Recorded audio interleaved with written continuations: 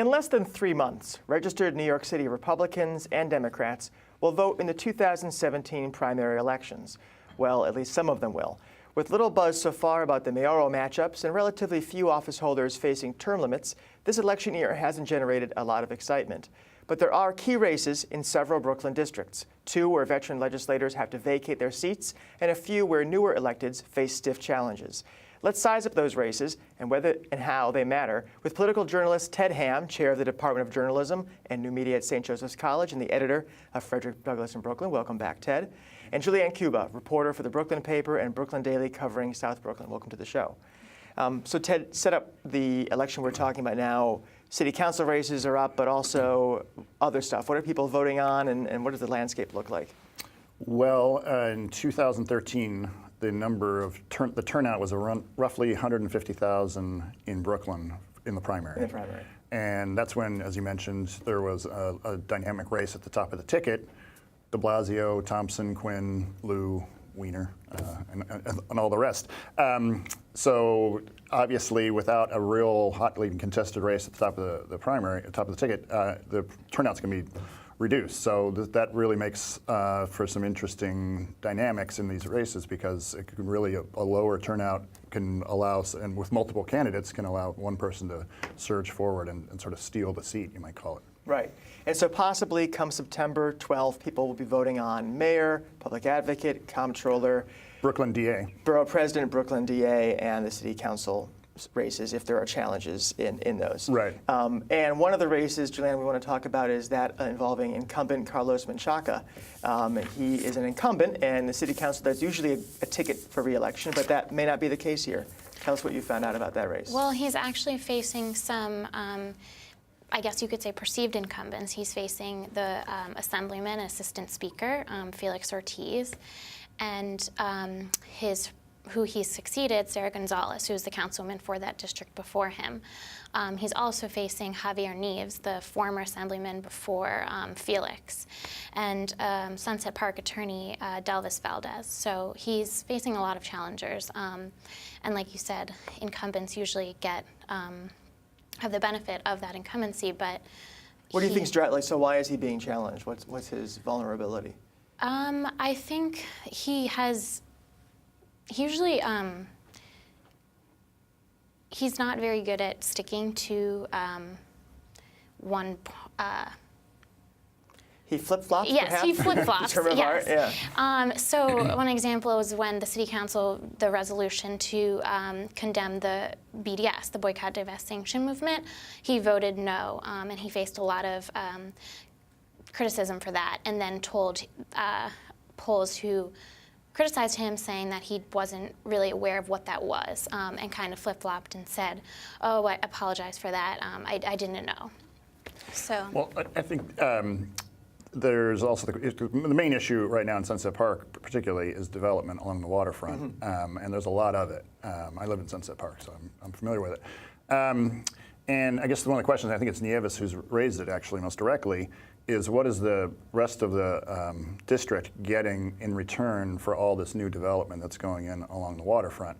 And so the question is Menchaca forceful enough in negotiating with the EDC? The EDC is a powerful entity, as you know. Will any of these other figures who stand to potentially replace him do a better job of that? Unclear, but they certainly, that's the charge they're going to be leveling against him. And the potential streetcar could be part of that conversation, right? Right, and he's sort of, like Julianne was saying, he's sort of, his position on that's a little bit unclear too, because he was at the announcement for it, and then he's since sort of backtracked and said he made some criticisms of it. But so where does he stand on that? It is, a potential. What Elizabeth Yampier from Uprose called it a boondoggle, and it's really, a question of.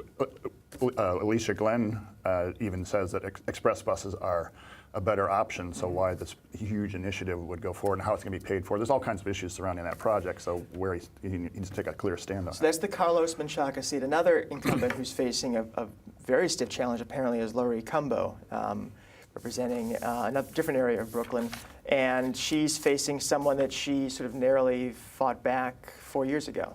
Yeah, Edie Fox, and I think the big kind of hot ticket in that race is the Bedford Union Armory, the former military. Right, and briefly, what was the issue there for those who aren't Developers proposed to turn the city-owned building into affordable housing, but it didn't. It included condominiums. It didn't include enough, and she never really came out against it until a few weeks ago when Edie Fox kind of made that her platform in this race. Mm-hmm. It's an interesting race because in 2013, Cumbo won the primary with 7,500 votes out of 20,000 cast. So Right. kind of just squeaked in amongst a crowded field. Well, this is a high turnout district. It's the one we're sitting in right now. Yes. But Cumbo got that 7,500. Fox got around 5,000, but then there was another candidate, Ola Alanike, who got somewhere close to 5,000 as well, and she's closer to Fox than Cumbo, and she's not running this time. So that's a target for both candidates to go after those votes. But right, some danger in there. Yeah. So Chaim Deutsch is another incumbent who is facing a challenge, and this is unique in that the challenger is apparently somewhat related to him. Yes, not his not his blood-related cousin, but his wife's cousin. So Those are the ones you always have to watch out for those. Yes, Found, yeah. it's all in the family. So he is, Kalman is running against Chaim Deutsch. He has the support of a slew of council members, Councilman Maisel, David Greenfield. Yeah, and why is that? Why are they backing him? It's hard to say. I think that some believe that Councilman Deutsch has been absent. He hasn't passed significant legislation in his district.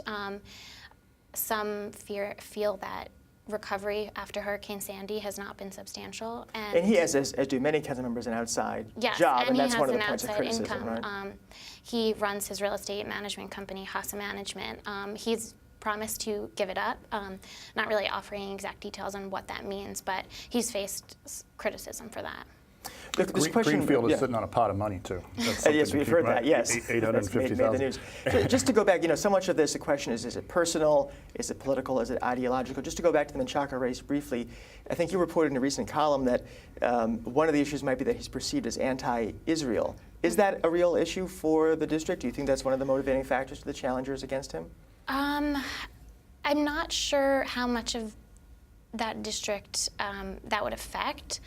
I think that's what some polls from other districts may be kind of trying to bring up. I know that Dov Hiken, the assemblyman, did support Menchaca, and I was kind of backing away from that. So maybe he does actually have a chunk of, I think, Borough Park. Okay, so there'd be it could vested be, interest, yeah. certainly more than others, perhaps. There's some other sort of, for lack of a better term, tribal rivalries when Puerto Rican voters and the old school primary voters, old line primary voters in that district tend to be more Puerto Rican and Mexican. Menchaca is Mexican. So. Right. So it's all Latino surnames, but very different, Right. different populations there. So let's talk about Matthew Eugene. He's one of the longest-serving council members. He was the first Haitian American elected to the city council, and he is not term limited, but he could face a stiff challenge. Any sense of what's driving that race? Well, one thing that I read recently was interesting was one of his challengers brought up the fact that he voted against allowing for third terms and now is running for a third term. And there's just the kind of sense of him being kind of absent in the district, just not being as involved as a lot of his colleagues. And Brian Cunningham and Pia Raymond are two up-and-comers, and we're mounting what look to be pretty serious challenges against Eugene. So. Right. And one thing that strikes me is the pace of development and change in Brooklyn is so significant that a lot of these districts might be different from what they were like 4 years ago in terms of who's there and the relative strength of different groups, right? Sure, although that district appears to be still a mix of Caribbean. So Cunningham, for example, is Jamaican, Eugene is Haitian, Pia Raymond is bilingual. I'm not quite sure what her West Indian nation is from. So let's talk about the two open seats where we know there's going to be a change of power. The first one we'll talk about is Darlene Mealy, who represents a section of central Brooklyn. She faces a very, very large group of people, not facing people looking to replace her. There's the list on screen now. It looks like just about everyone except the three of us are in that race. And in a race like that, right, in a low turnout primary, you could win with like 2,200 votes. I mean, it's... Sure, the people that are certainly doing best in terms of fundraising, which is really the only way we can measure it at this point, are Butler and Samuel. And Pre-Samuel. So they both have ties to the district. Samuel has the working family support. Butler has the support of various politicians, Cornegie, Belmonte Montgomery, former Assemblywoman Annette Robinson. So those appear to be the front runners, but it's still early yet. What do we think translates into success in a race like this? If you're running for mayor, a great TV commercial, some scandal that makes the papers. In smaller races, you're not going to have that. Coverage on BRIC, of course, is decisive, certainly. But do endorsements matter? What are the kind of ingredients to winning a race like that? Definitely getting your name out there. Also, I think just grassroots, staking out subway stations, going to meetings, debates, meeting with your constituents, and really just getting your name out there. Because when there's so many names on that list when you're voting on primary day, and you recognize a name, that's, I think, what's really going to... You're both Brooklynites. Do you expect people to run with or against or try not to talk about Bill de Blasio? That's a good question. I was just going to point out that one thing as Brooklynites we're going to be seeing is that our mailboxes are going to be inundated with mailers in the next upcoming months over the summer. Yeah, the de Blasio question, actually, that could be a major factor in the Bay Ridge race. Right, the last one we're talking about, Vincent Gentili's current seat. Yeah, right? Because Justin Brannan is quite close to de Blasio, and in a district that's maybe not as progressive as de Blasio and Brannan might be. But Brannan's out in front in terms of the fundraising, so it's an interesting question. We'll see it play out there very directly. This is pure speculation, but let's do it because it's fun. In some of these races, you have rivalries that have gone on for at least one cycle, some deeper than that. You mentioned Felix Ortiz is the person who replaced Javier Nieves, and there's a lot of history there. Is it possible these sort of down-ticket races, down-ballot races, may actually drive turnout, that we might see more interest in those than in the mayoral race or in the others?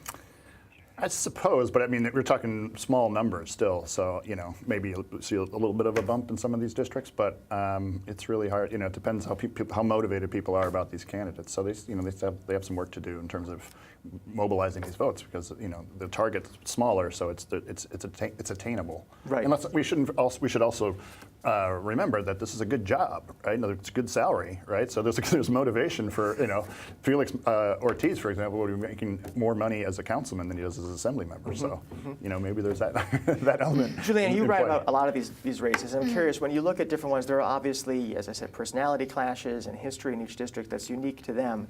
But are there issues that tend to be what people are speaking about, whether it's Red Hook or Bay Ridge? Are there kind of unifying themes that people are concerned about? And are they any different this year than in previous years? So in Bay Ridge, illegal home conversions is huge. And it's interesting because, from the Democratic candidates to the Republican candidates, they're all talking about it. And they all want it to end. So everyone's just kind of lobbying against that, trying to fight that.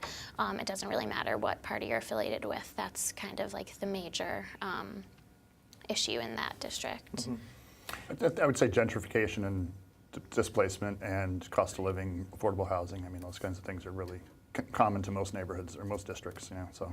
Do you think just a final quick question, there are no officially mandated debates in council districts, but do you think there will be debates and forums where these folks will have a chance to clash for the most part? Do you expect that? Yeah, there's already been a few, and I definitely think there'll be more as it nears. Well, in this particular district here, it could get interesting because there's no love lost between A.J. Fox and Laurie Cumbo. So. Yes, one senses that, exactly. Yes. Well, more to watch. Thank you both so much for coming on, briefing us on the races we'll be watching over the next 3 months.